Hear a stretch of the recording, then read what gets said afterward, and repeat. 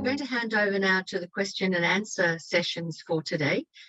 We've concluded with the main speakers and the panelists, but these people who have been speaking are now the panelists who are available to answer your questions.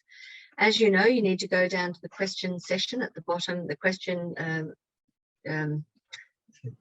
Q&A button, but it's not really a button, at the bottom of your screen, and please put your questions there. And Rose Elphick-Darling is going to be the person who will determine who on the panel is the best to answer and to address your questions. But before I hand over to Rose, I think it's terribly important to introduce Rose formally and properly. So Rose Elphick-Darling is the person who is the leader of the Food Traceability Laboratory at the Centre for Supply Chain Logistics. She is a person who has been amazing in the development of this guide over the last 2 years, maybe 3 years. Her energy and her determination has just been astonishing. And she's brilliant at traceability. She started in about 2004 in a previous job doing the first probable ever live meat, fresh meat traceability test with Philadelphia and Burger King a long time ago. And in various jobs has continued this passion. So Rose has done a marvelous job. She leads the lab, Tony Bowles chair, and Rose is the lead from within our centre. And I think we owe her a great sense of gratitude. It is a gift to Australia. It's neutral, it's independent, it's creating the same language. And we have many people to thank, and I'll do that at the end. But I really want to emphasise Rose's incredible role in the development of this terribly important next step towards traceability. Rose, I will now hand over to you for the management of the people. Over to you. Thank you, Hermione. I'll just go into the Q&As. Take a look. Oh, anonymous attendee would like to thank all the speakers. It would be great if we could further discuss during the Q&A within a supply chain among different chain actors who should be responsible to drive and cover at least the initial cost of developing a traceability system. I'm keen to hear about the data infrastructure costs, what platform or device is required or needed to implement a traceability system. Okay, well, I'll kick off on this one. We have done some analysis on the costs, particularly because of the concern about SMEs and their capability, where often the owner is the CIO and the COO and the CEO. So it's a real issue for smaller businesses and producers. We estimated that the cost is around $200,000 to undertake integrations with 5 other businesses. So the costs decrease over time, but we are looking at trying to strip out that cost from individual businesses by a data framework that is interoperable so that we avoid those heavy costs of integration. Now let's see who we've got who might want to comment on that. Francesco, I wonder if you might comment on that. Yes, how many hours do we have to answer that question? It all depends. It all depends on what type of business you are, what capability you already have. And then, as I was saying in my presentation in one of the slides, one of the big challenge and that also drives cost up is your capability already to digitize the process that you have.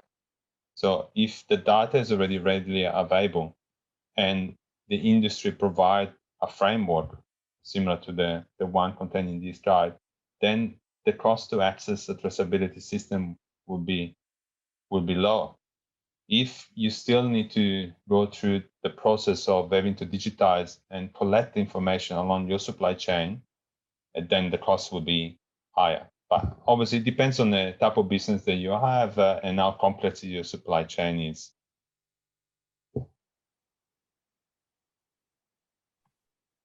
All right, we have another question from Cameron. Retailers are reliant on standards to help us provide capability across multiple supply chains. Are our suppliers already seeing different demands from their retailers? Question, perhaps Alistair or Tanya might be able to, or certainly Ram perhaps. Ram is actually sitting here physically beside me, so we'll just whoosh this laptop across to him. This is so cool. Thanks, Rose. I'll just probably, for the benefit of everyone, I'll just read the question aloud again. The question from Cameron says, retailers are reliant on standard to help us provide capability across multiple supply chains. Are our suppliers already seeing different demands from their retailers? I think the question, I think we need to sort of look at it from a perspective of what is that we're trying to answer when it comes to traceability. We all know that traceability is a means to many ends. If you're talking about food safety issues and biosecurity issues and the standards and the importance of standards that apply in bringing them together, I think that's a very different way of looking at what is the data that we need to answer those specifics. And that sort of changes when it comes to answering the other key questions. We're talking about quality of the product, what happens, how the product is handled in the supply chain, which is very different, completely different sort of thing. And then that sort of varies again with sustainability. A number of producers are actually investing in key capabilities about the certification and the claims. So the kind of data that we need to be able to pull together that key messages, I think it's actually fair to say that we need to really focus on what are those key challenges that we're trying to answer. And if we are going to say that if it is all of it, then probably the standards should address all of it, because why do we need to have standards in the first place? And as a retailer and representing Woolworths here, we pretty much sell every product, every edible product here in Australia. It's not feasible for us to go and build solutions or develop solutions for each product category, let alone those individual products. So if not for standards, if not for interoperability, this is just not going to be practical enough to actually implement. Hope that sort of answers the question. Thank you, Ram. We have a question from Melissa. Where is the guide available? Ah, yes, Melissa, it's going to come up on a slide in a short while. There is a link and that will take you through to information about the guide, and you can have a look, and then you can go through and purchase the guide. We've put a charge on the guide, not because we want to make your life difficult, but we want to keep it up to date. And those funds are going to be dedicated to keeping it current. So in a short while, we'll move on to where you can get the guide. Other questions? The Q&A is empty. I'm distraught. You actually have half an hour, so I was expecting some more questions.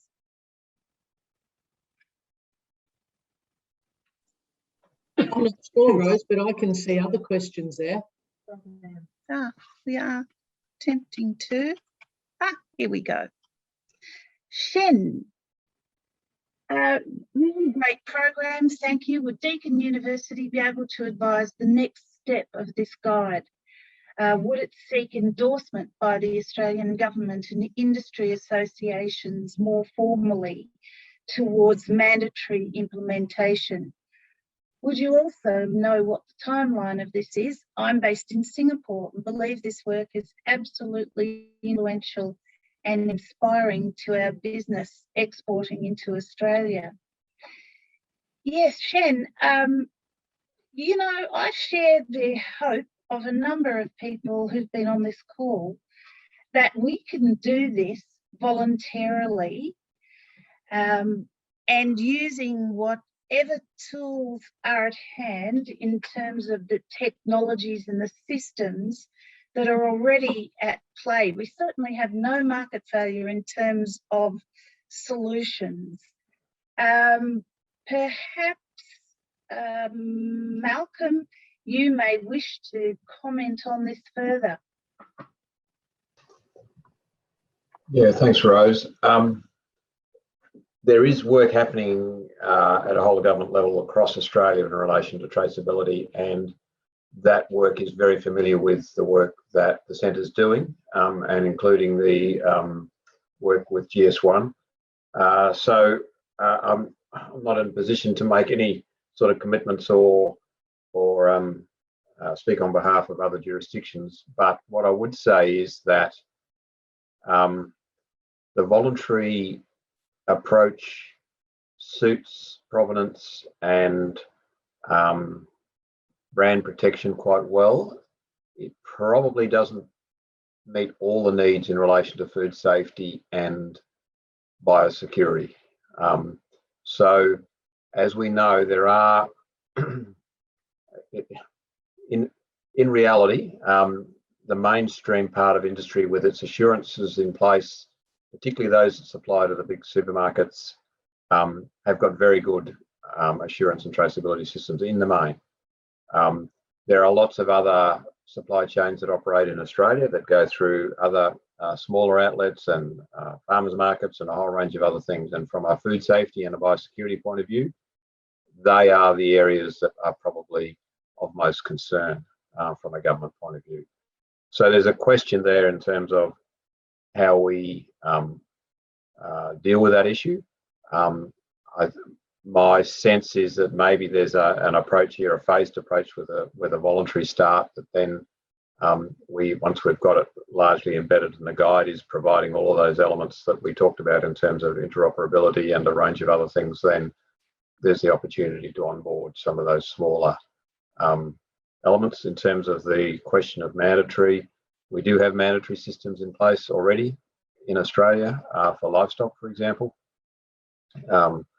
But it's a question of then taking that over to the plant industries is something that's being considered, but there's absolutely no decisions being made at this point in time.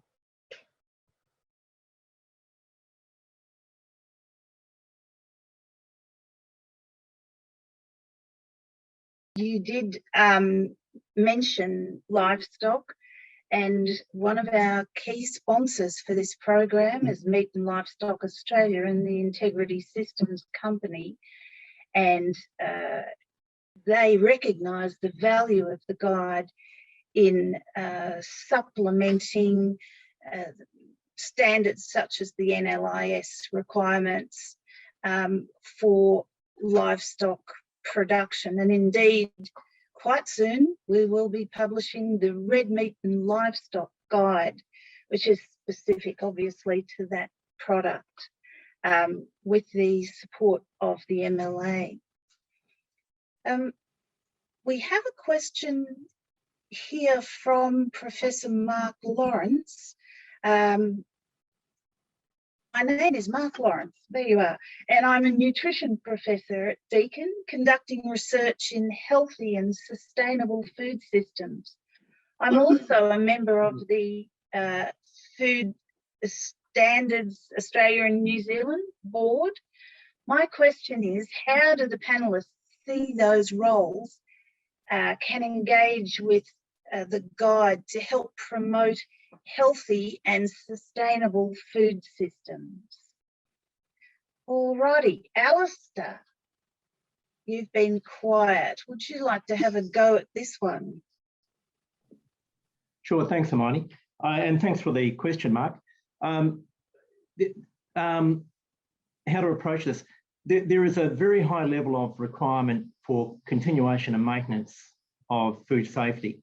Obviously, we've got existing standards, but those standards continue to change. They're influenced by legislation, case studies, court actions, and the like. So the closer that we can be with experts in the field and parties who can bring new cases forward, the better. The worst thing we can have, of course, is to miss a case, listeria or whatever. It would be disastrous for the industry. And we need to be on the forward foot, not waiting for others to bring it forward, but to find mechanisms for having that information supplied to us and have it and to be able to work on it in advance.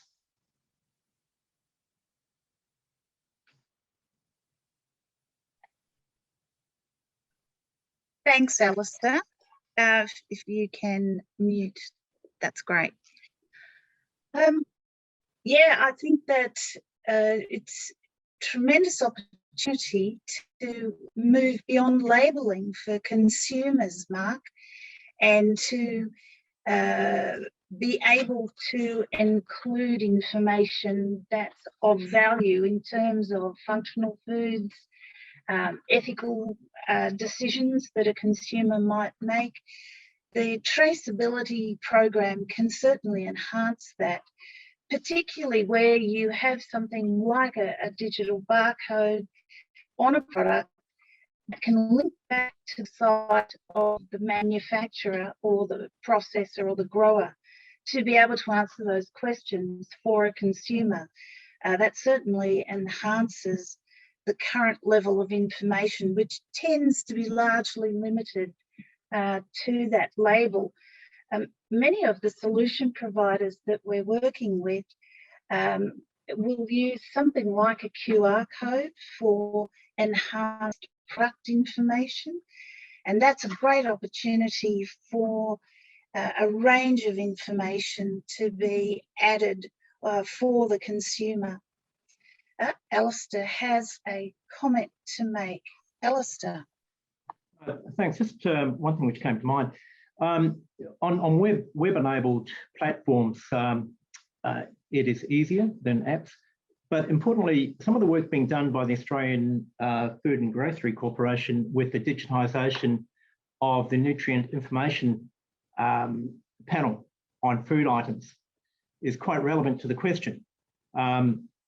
To date, a lot of, they've just released a new format called V6, which is open to all suppliers of product, including ourselves. On that service delivery through, I think there's about 4 or 5 different companies, all of the information and standards required in all product ranges within business lines within one entity can be maintained in the cloud on a separate database. So that database will maintain all the specific information required under legislation to be added into and on ingredients and packaging. So if there's a change and changes can happen quite rapidly, that database can be changed very quickly, and therefore the NIP or Nutrient Information Panel can be changed a lot faster than what it has in the past. So if we find that there is an ingredient which has come from for instance, from offshore, which can no longer be maintained, that specification can be changed in a remote data set and automatically updated or regularly updated and made available to the company to use on the next production run which takes place. That may be a solution.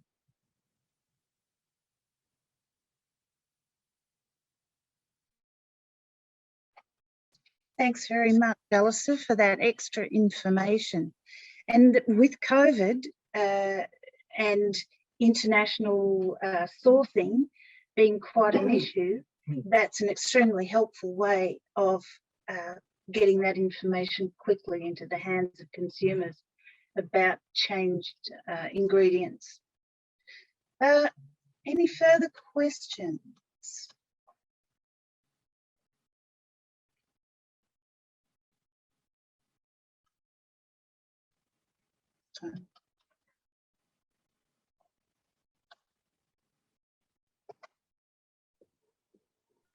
Oh, but wait, there's more. John, we're a tech company providing end-to-end transparency for small and medium-sized business. We are absolutely seeing demand for retailers globally, driven by provenance, handling, and human story behind each product. How can we participate in and be part of the solution? Well, luckily, John, I'm about to give you a bit of a lead on that with a couple of slides. So hold on to that one for a short while. And next we have a message from Karen saying, statement, wonderful work. Hope the system would enable the extraction of data to inform important statistics around production, sale, etc. And this is a very interesting point. Internationally, and certainly in Australia, the cost of farm surveys is escalating, and the number of participants are harder to encourage because their life is very data rich and they're constantly being asked to be participants in surveys and so on. I would imagine that there's a great opportunity around analytics, which might contribute to a better understanding about agri-food production. I'm trying to think who may be in a position here to comment on it other than Alistair.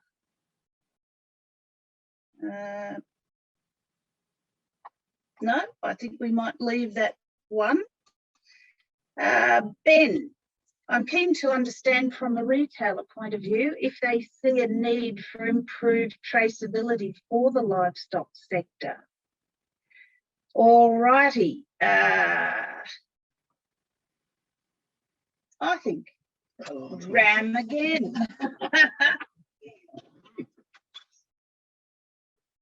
Back here we are. I think the traceability, the question about traceability comes in twofold. Whilst how far do we want to really go back in the supply chain actually is based on how much our customers are interested to know about the product. Genuinely, there is an increased interest in our customers trying to understand where the product has come from. In the case of a livestock situation, we're talking about cattle on the farm here. And then the significant transformation that happens as we actually push the trace of meat into stores and to the hands of customer. We definitely focus on where there is relevance from a customer's point of view. We actually go back and find those answers, no matter at what point in the supply chain, whether it's on the farm, leaving the farm, get into the abattoirs, leaving those processing plants, and all the way into our warehouses, to be able to give that level of relevant information to our customers and help them make those right purchasing decisions. And also articulate about the product quality in itself. We are fresh food people, so what it actually takes to enhance that brand image and working all the way back to the farm is definitely an important issue for us to tackle. Thank you, Ram. Anonymous. Okay, we've got a few anonymous. Is there a list of traceability solution providers that we can access for each of the 12 traceability areas? Yes, indeed. The work with solution providers, GS1 is supporting. We have a link through. Now that link will allow you to search through registered traceability solution providers, and they come in all forms. They might be a solution provider for packaging and labeling. It may be a solution provider for on-farm systems. So everything from soil improvements, spray diaries, operations on farm, general management solutions there that you might wish to trace. You know, which actual vineyard, which row of broccoli or whatever it happens to be, So we have that link on the website. And if you go through to GS1, there is also a great document available that if you're wanting to put out an expression of interest in traceability, and if you're wanting to put out an RFQ into the marketplace for a solution, there are a set of questions and issues that you might want to consider related to traceability. So you can find a solution provider, you can get help with the traceability parameters of your RFQs, and if you're a solution provider, you can also go via our website over to GS1 to register your solution. Okay.